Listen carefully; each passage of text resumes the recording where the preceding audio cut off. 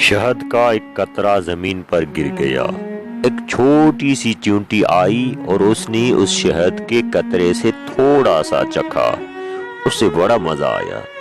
اسے کام سے جانا تھا تو جب وہ جانے لگی تو اس شہد کا مزہ اس کے منہ میں مزید پانی لانے کا سبب بنا۔ اس کا منہ بھر آیا۔ کیا زبردست اور مزیدار شہد ہے، کتنا میٹھا، آج تک ایسا شہد نہیں کھایا۔ وہ لوٹی اور شہد میں سے تھوڑا سا اور چکھ لیا۔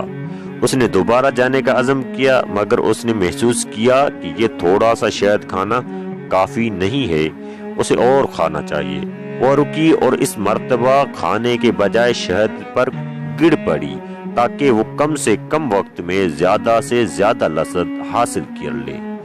وہ چیونٹی شہد میں غوطہ زن ہو گئی اور لطف اندوز ہونے لگی، مگر افسوس کہ وہ شہد سے باہر نہ نکل سکی۔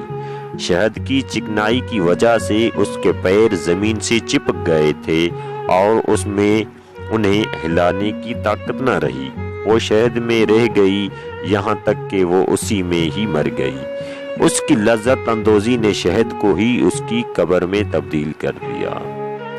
ایک دانا کا قول ہے کہ دنیا شہد کے ایک بہت بڑے قطرے کے علاوہ کچھ اور نہیں ہے، بس جو بھی اس قطرے شہد میں سے تھوڑا اور بقدر کفایت کھانے پر اکتفا کرے گا وہ نجات پا جائے گا، اور جو بھی اس شیرینے میں غوطہ زن ہوگا ہلاکت اس کا مقدر بن جائے گی۔